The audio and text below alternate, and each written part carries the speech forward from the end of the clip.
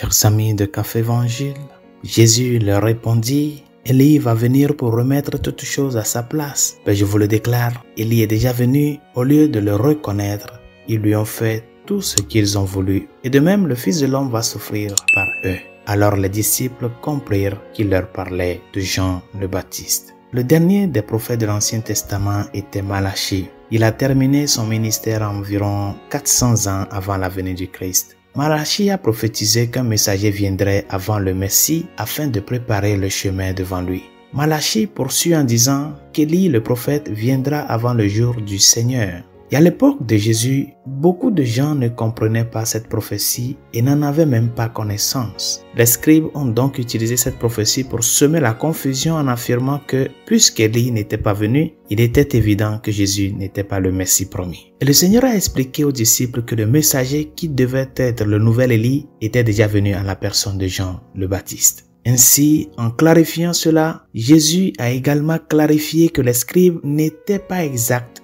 dans leur tentative d'interpréter les Écritures et qu'ils trompaient activement le peuple à cause de leurs erreurs. Chers amis, une chose que cela nous apprend, c'est que nous devons aborder la parole de Dieu avec humilité.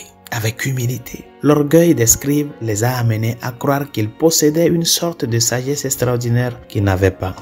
Ils se sont donc comportés comme de piètres maîtres spirituels du peuple de Dieu. Chers amis, l'humilité devant la parole de Dieu est essentielle si nous voulons comprendre correctement non seulement les prophéties de l'Ancien Testament, mais aussi les paroles même de Jésus. Sans humilité devant la parole de Dieu, nous pouvons tous facilement mal interpréter les belles et saintes paroles prononcées par le Seigneur. Tout ce qui se trouve dans les Saintes Écritures est profond et vrai, et par cette sainte parole de Dieu, nous rencontrons Dieu lui-même. Mais si nous laissons l'orgueil nous envahir, nous risquons d'imiter les scribes et de mal comprendre la parole de Dieu. Il en résultera une image faussée de Dieu qui deviendra un obstacle à notre rencontre personnelle avec notre Seigneur d'amour. Mais si nous pouvons toujours rester humbles devant tout ce que Dieu nous a révélé, alors nous serons plus facilement ouverts à ces vérités les plus profondes et les plus belles que Dieu veut dire à nos cœurs.